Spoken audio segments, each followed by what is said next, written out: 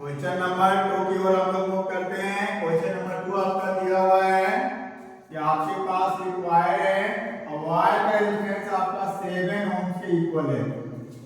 Wire का क्या है आपका रेडियस भी दिया हुआ है, लेकिन रेडियस सेंटीमीटर में दिया हुआ है। किसके इक्वल है? 0.01 सेंटीमीटर के इक्वल है। और आप जानते हैं कि मटेरियल के लिए क्या होता है? रेजिस्टिविटी होता है, जिसका वैल्यू दिया हुआ है कितना? 44 × 10⁻⁻⁶। रेजिस्टिविटी का ऐसा क्या होता है? ओमीटर होता है। आपका दिया हुआ है। मान लीजिए आपको इसका वैल्यू फाइंड करना है, length of the wire find करना है। ये आपका 2025 में क्या हुआ है? ये क्वेश्चन बोर्ड के एग्जामिनेशन में पूछा गया। तो देखिए हम लोग इसको कैसे आसान से सॉल्व करेंगे बच्चों। सबसे पहले हम लोग यहाँ गिवन लिख लेंगे। गिवन क्या है? हमें मेरे पास एक वायर है जिसका रेजिस्टेंस का वैल्यू 7 ओम है। तो हम लोग क्या लिखेंगे? कैपिटल आर का वैल्यू कितना दिया हुआ है आपका? 7 ओम। रेजिस्टेंस का असाइनमेंट क्या होता है? ओम। ये आपका असाइनमेंट में है।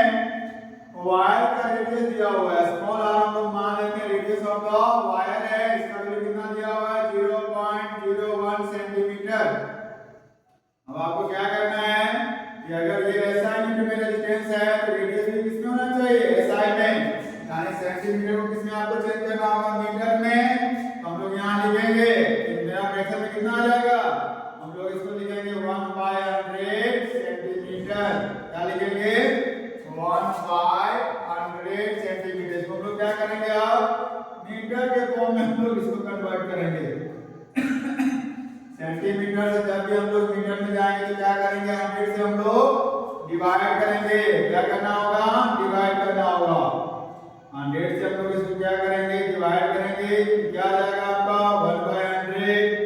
1 आपका ऊपर जाएगा, 100 आपका नीचे आएगा। कितना आ जाएगा? 1/, हम लोग 100 को लिखेंगे 10⁻² × 10⁻²।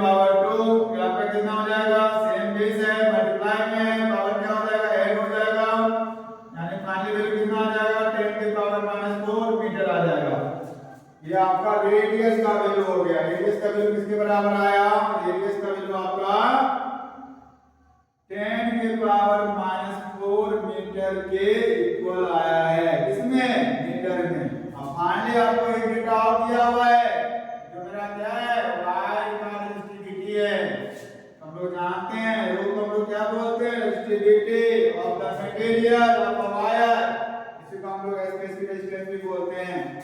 इसका वैल्यू दिया हुआ है क्वेश्चन में 44 × 10⁻⁻6 ओम मीटर आपका दिया हुआ है।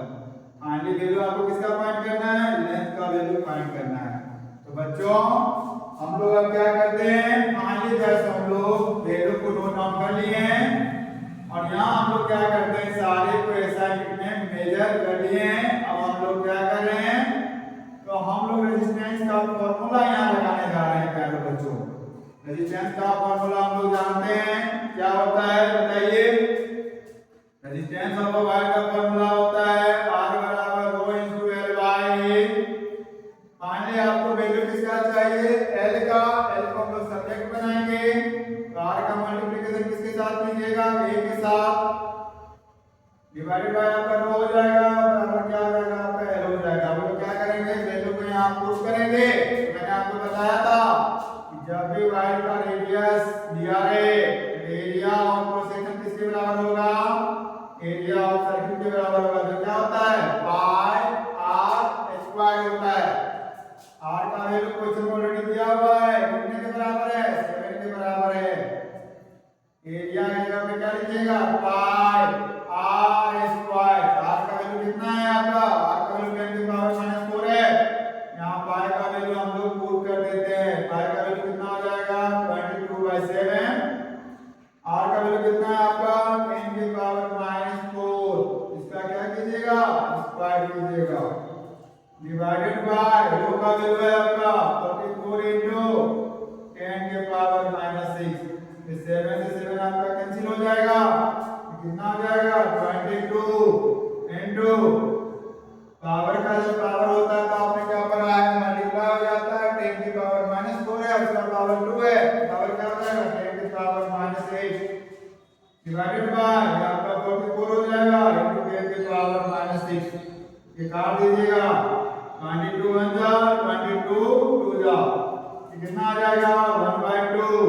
फिर 10 की पावर माइनस 8 आपका ऊपर में है, नीचे में 10 की पावर माइनस 6 है, डिवीजन में है, पावर क्या होगा घट जाएगा, माइनस 8 प्लस 6 हो जाएगा आपका 1/2 का मतलब क्या है 0.5 और 10 के पावर माइनस 8 में से क्या कीजिएगा प्लस 6 का हम लोग ऐड कर रहे हैं यहाँ कितना आ जाएगा 10 के पावर माइनस 2, यही मेरा क्या हो जाएगा मीटर में लेंथ का वैल्यू हो जाएगा। तो फाइनली हम लोग का आंसर यही होगा 0.5 × 10 के पावर माइनस 2 मीटर।